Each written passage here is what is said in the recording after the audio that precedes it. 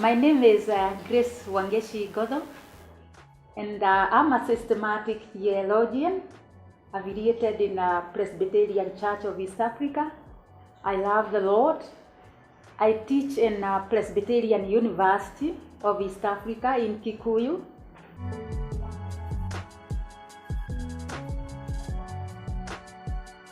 One thing when I look in the Bible, the New Testament and Old Testament, Christ was all about women's rights. When we look at when Christ visited Mary and Martha in their home, and Mary was preparing food, she somehow said, "Oh my, come to the kitchen, you don't belong there." But Christ himself said, "No, leave alone this lady, he is in the right place." That shows the woman does not belong to the kitchen alone. She also needs to be under the feet of Christ to be taught. So the woman does not belong to the church alone. So it's biblical. Christ was for that. When we look at Lydia, she was distributing food and good and clothes for the needy. So somehow she had leadership skills. So we can't say that women have no right to be leaders. In the New Testament, Lydia was a leader. When we look at Priscilla and Aquila, they first mentored Apollos, the first Christian convert. We are starting with the word Priscilla. That shows for 6 times Priscilla and Aquila are mentioned. We are starting with Priscilla. That shows Priscilla had a saying. Priscilla had a position, but she didn't undermine the husband. So women have a right to be leaders. When we look at Mary, the mother of Christ, he initiated the miracle at Cana of Galilee. If she didn't tell people and the congregation, "Kindly listen to my son," the miracle could not have happened. So at Cana, Mary was able to talk to Christ about the beer that has gotten finished. When we look at Paul, in all the Pauline letters, Paul in his missionary journeys, he's working with women. So there is an element of trust. Women were able to carry letters for Paul. So women are all there in the Old Testament and New Testament.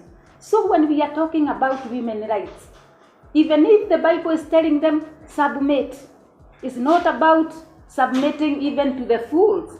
Sometimes women need to be given leadership positions, so they have a right to be leaders. Yes.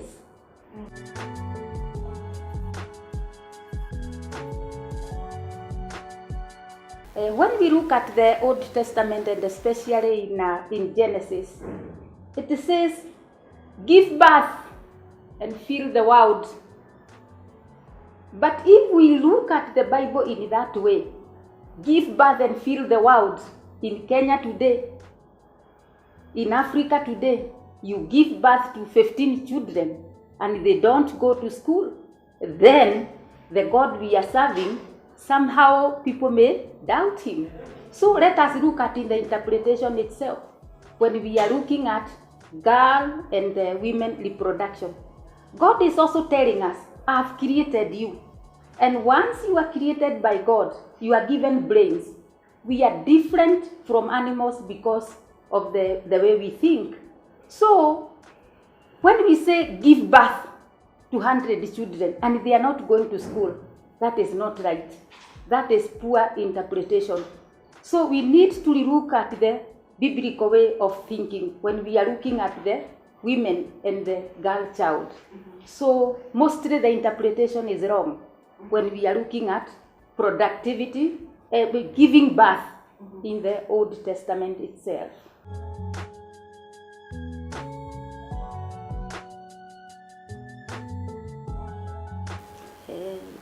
Let me say, every creation is from God. And God does not create things without plans. And God is something who is a leader and also a good planner. That's why he created men on a certain day, then the world, and he rested on a certain day. So there is planning. We can't just sit as pastors and say, the queer people were never created by God, they are sinners, without looking at the interpretation in the Bible. Many people come in and talk about the Sodom and Gomorrah verse. This is what it says. It is good as a theologian, as a pastor, to look at where that verse is coming, the mood, the context, and where it's going. Because the Sodom and Gomorrah text, first and foremost, was not initially in the Bible. It's something that came later in 1946, just to fight a certain community. So, queer community were created by God. They have great attributes. They are singing in our choirs. They are in praise and worship. They are in business. They are good accountants. And let me say this. There is no pastor or any individual who has a license to go to heaven. Even me as a pastor and all the bishops, they have no license. So we are not becoming judgmental, because all the Pauline letters and Christ himself, he's talking about love. It's not about judgment. Judgment has not yet come. So let us respect God's creation regardless. And let me put something here on so that the world can know this. People who are homosexuals, homosexuality, lesbianism, and all that, it's not a behavior that you can correct. It's not a behavior that you can tell people, come into the pulpit, I lay hands on you so that you can change. No. Once you come out of the womb of your mother and they look at the organ, probably they have seen this is the girl. And by the time you are going to you are growing towards 13 years, the voice changes and you see, oh my, he's a boy. So when you now start praying for people, in fact, you are putting them into stigma. And that's why many youths are killing themselves. So many suicidal cases. And people are not able to discuss about it, especially to the pastors.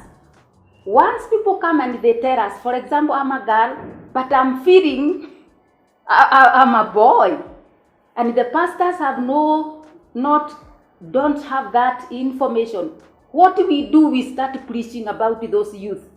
You know, they are women, they are saying this, they are saying this. We now make a sermon trying to bring those youths down. Mostly they are not able to accommodate that. They end up now killing themselves. So I would encourage the pastors to read widely, to gather information before they start giving sermons about homosexuals, lesbians, and the queer community. No, this is not a behavior. They cannot be prayed for and changed. If you cannot pray for me as Grace to be now a man, I cannot pray for a gay person to become straight. It's not normal. People just need to get that information and know they must respect divinity.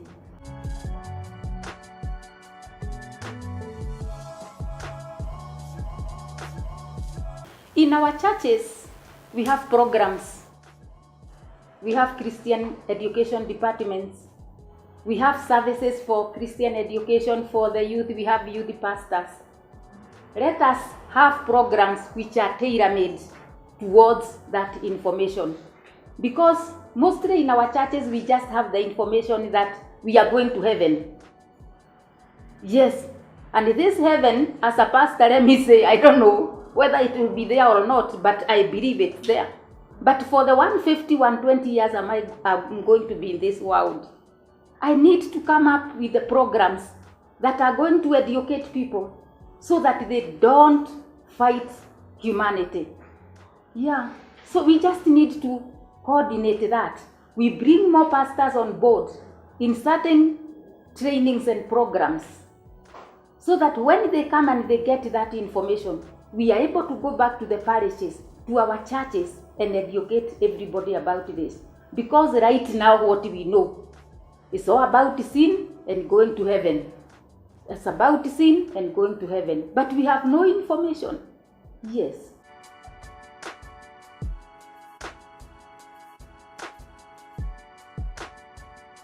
Let me say information is power. Knowledge is power. And that's why Zacchaeus had to go on top of a tree, because he knew the exact time Christ will pass by. He knew the multitude will be big and he is short.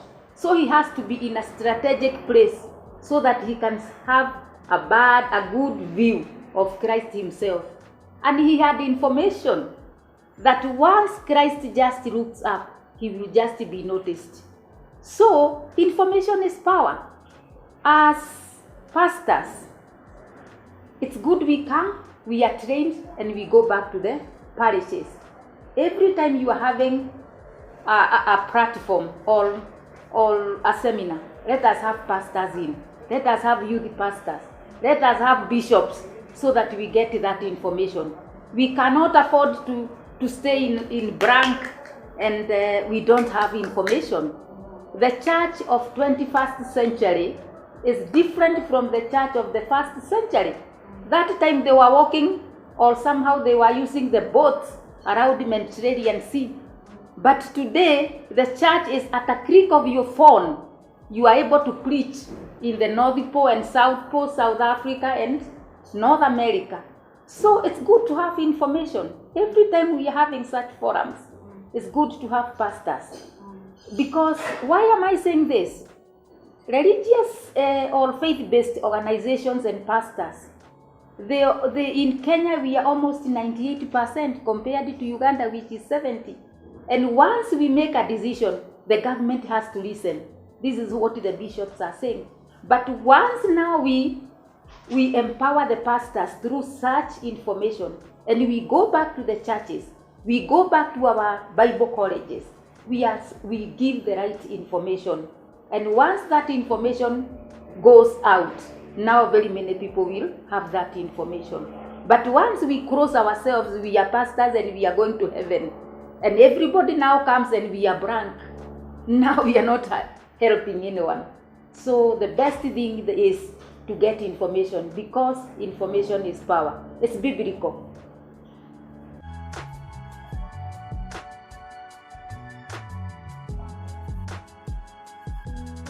When we come to church, we don't want to discuss with the right context. It's the theology of contextualization. It's today. This is what is happening.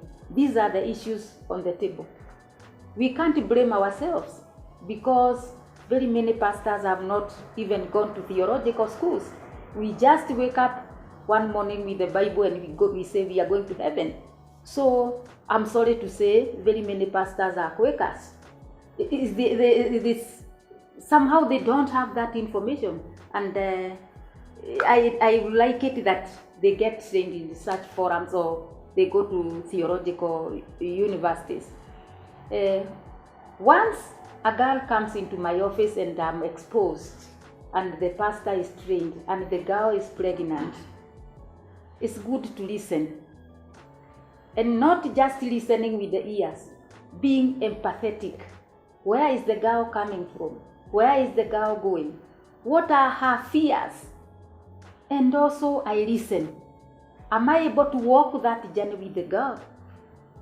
Am I able to walk that journey with the girl? If I'm not a specialist in that, am I able to have a network where I can refer?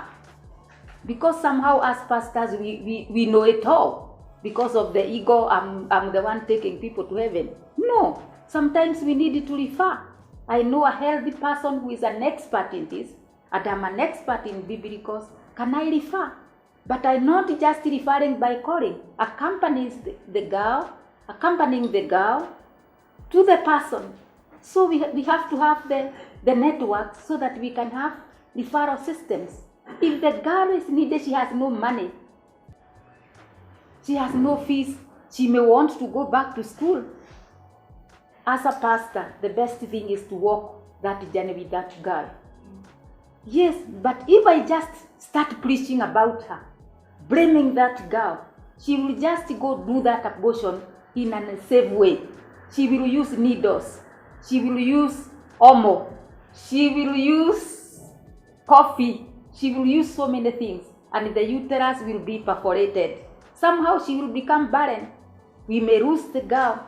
But if pastors become open-minded and they remove the judgmental attitude and they start working with the girls and they start working with women, they start working with men, and they start working with youth and boys as a whole, we are going to save this Kenya. But so long as we are going to have that attitude, we are taking people to heaven, we are going to lose very many girls. So what I can say is that when a girl comes to your office as a pastor, walk that journey with her. When a boy comes to your office, walk that journey with that boy. You may not be having a lot of finances, but you have networks. That's why you are having a Quora.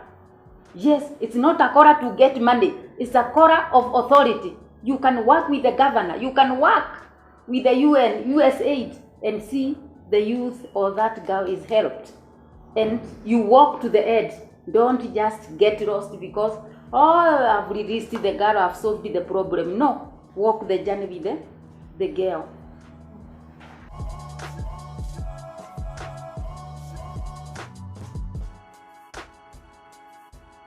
COVID-19 really affected the young people, and especially the young girls. As a church, we didn't come in strongly to support the girl child. We only come in when we are now judging, saying the girl is bad, the parents have no manners. They didn't help the girl. During the COVID-19, the churches were closed. Pastors went on leave. Youth pastors went on leave. By then, we didn't have that connection with the Sunday school and with the young girls. We took a very long duration before we started the online. So the damage was already done. By the time now we are coming online and all that, we had lost the girl child. We had lost the boy child. And when we came back to church, the girl or the boy we knew, we found them, they know so many other things. We started now doing counseling, but the damage was already done. Many were pregnant. Others could not concentrate in class. Others came to know so many other things. Others were raped by cousins, by relatives who were living with them. For example, when there was lockdown, relatives who had visited that home, they stayed there. So they tried out everything, and the girl ended up losing a lot. Yes, even when they came back for classes, it was very difficult. Schools and many academies had to call us to do a lot of counseling, and it was hell. Not only even for the girl child, even for the teachers themselves. They changed the career immediately. They started selling masks. They started selling kagumu and mandasi. So the idea of classroom was no longer there. So we started now dealing with different people. So the church was absent, the elders were absent, and everybody was absent. The children were just left on their own.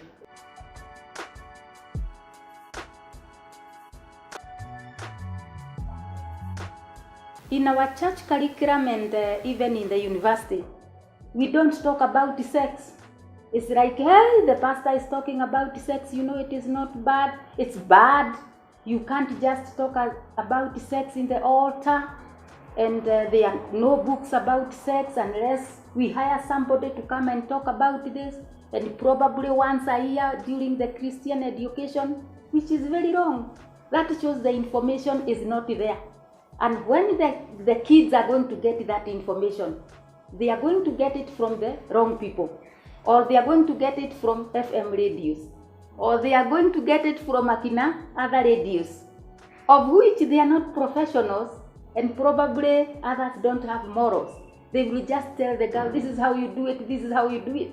I wish the school and the church could have sat with those children and tell them this is sex education, this is what happens. And let me say this, even if the church is not going to talk about sex, even if the schools are not going to talk about sex, the Quakers will talk about sex in the wrong way. And those kids will get the wrong information from the wrong people. It's better they get it from the church, from the schools, from the professionals, because they care about them. The world will not care. They will just say the way it is done and it destroy that child.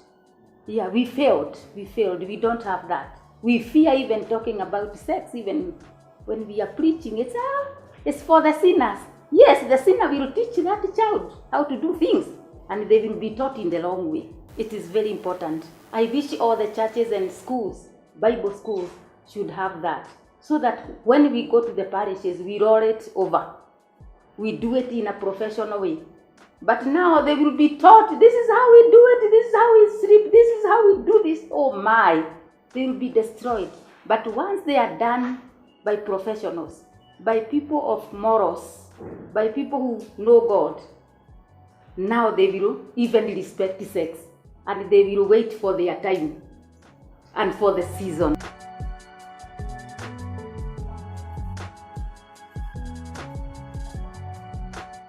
I would tell the other clergy, this is a very good program.